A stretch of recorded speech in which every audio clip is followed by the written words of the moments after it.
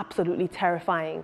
In our next story, a video capturing a heated exchange between a Mercedes-Benz owner and a police officer during a routine stop and search in Lagos has ignited widespread debate on the legality and the limits of such operations in Nigeria. But what do you think? Let's take a look at this exchange. Pressing questions about the legality of stop and search. And some of these questions are, what should a lawful stop and search entail? What does it look like when police stop you? And how should you proceed in a legal manner? I'm going to take some social media tweets right now concerning this. Mequin says he has a right to ask to see the other license. You shouldn't be in possession of multiple licenses without explanation. It's like being in possession of multiple debit cards or SIM cards. Because we couldn't play the video, what essentially transpired in the video was that the police officer stopped this man and he asked him for, there was another driver's license belonging to another person in his car, and the police officer said to him, whose driver's license is this? And the man said, I don't have to tell you whose driver's license this is. And that is what this exchange is all about. Another user says, the officer's position is actually not out of place. The officer has spotted another license and is duty bound to ask you whose it is. The Sultan of Abuja says, denying the officer access to information on ID different from yours in your car is an offense. Don't even try to argue next time. Calling a uniformed personnel Mr. Man is also an offense. That happened in the video. He said Mr. Man.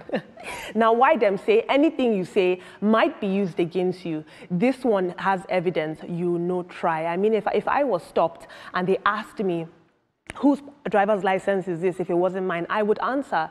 Another user says, I would love to see what would happen if they pull over a driverless car. No driver to demand particulars from. With Tesla on the rise in Nigeria, that might be a possibility soon. But the Police Act of 2020, Section 50, actually grants officers the right to stop, search, and detain people if they have reasonable suspicion of a crime. But the same act also grants citizens the right to refuse a search if they're not provided with a legal reason or a warrant. So this is a double-edged sword. Veronica and Ibrahim, what do you do? What entails a stop and search? And what do you do when you're stopped and searched? You ever ask questions or you just do the right thing?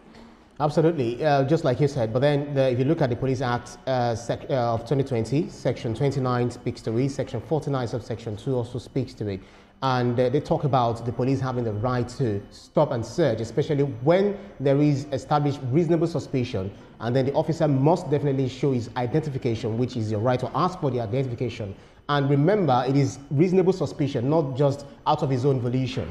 And then you also have the right to comply. But when you realize that there is misconduct, there is injustice, then you have the right to go to court. So these are your rights. So it's better that we understand these things rather than, attaching sentiments and all of that. But how do we have, we're talking about NAFDAC, how do we have people who are trying to make us, ensure that we are safe, that we use the right thing when it comes to